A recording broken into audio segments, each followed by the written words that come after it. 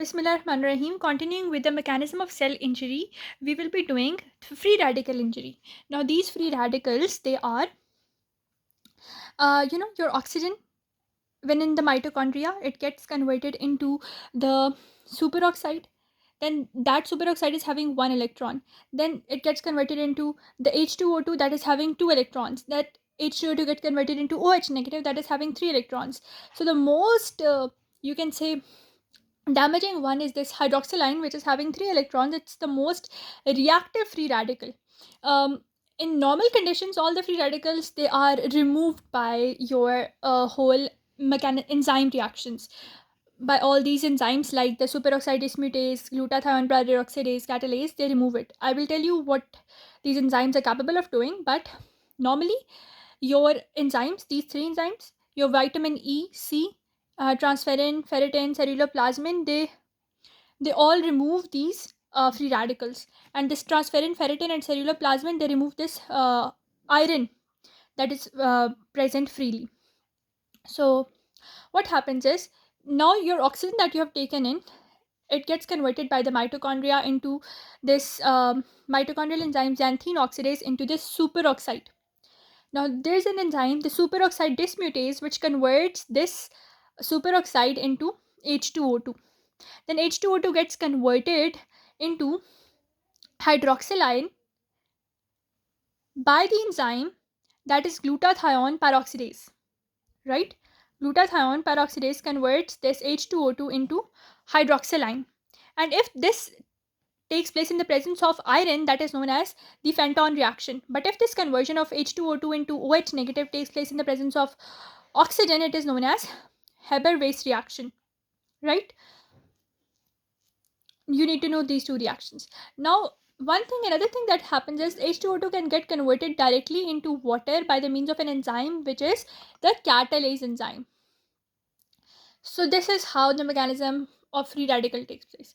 But now these free radicals, the normal mechanism of their removal is like this. But if they are accumulated in such a situation, if either these enzymes are less, these vitamins are less, they will do lot of injuries. And what type of injuries they will be doing, let's have a look at them.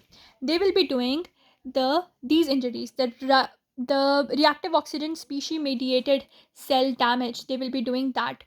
And these cell damages are either lipid peroxidation, DNA damage, and protein damage. What happens in lipid peroxidation? You have lipids. The lipids are polyunsaturated lipids. The double bonds in polyunsaturated lipids, they are destroyed by these reactive oxygen species. And when they destroy these double bonds, what do?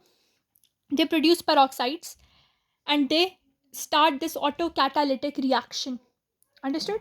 So lipid peroxidation, the reactive oxygen species go to the double bonds of the polyunsaturated lipids. They produce peroxides from them by the autocatalytic reaction, or produce the autocatalytic reaction. This is how they do the lipid peroxidation based damage. Then they do DNA damage. Your DNA, it has thiamine residues. And the reactive oxygen species go to the thiamine residues in the DNA. The DNA is either nuclear or mitochondrial DNA, and when they go to them, they produce single strand breaks in them. And when they do the single strand breaks in them, what will happen? They trigger apoptosis. Whenever there is DNA damage, your cell dies by apoptosis. This is your natural mechanism to get rid of this damage. Then you have your protein damage. Your proteins have this sulfyl hydryl cross linking.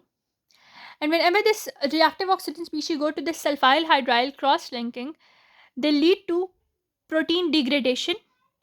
And that protein that was normally present, they lead to its loss of enzymatic activity of that protein.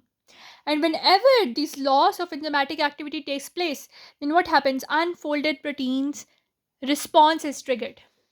Unfolded protein response, we will study about that in some other video. But this was how these free radicals were damaging your different portions of the cell. One is protein damage, which triggers the misfolded protein response. One is your DNA damage, which leads to apoptosis. One is your lipid peroxidation or lipid damage, which leads to your autocatalytic reaction being triggered. So this was whole mechanism of injury by the free radicals. In this video, we will discuss this only. In the next video, we will discuss some other mechanism, inshallah. So please keep on liking, sharing, and subscribing to my channel, and keep on watching this whole playlist so this chapter of Robbins is crystal clear to you.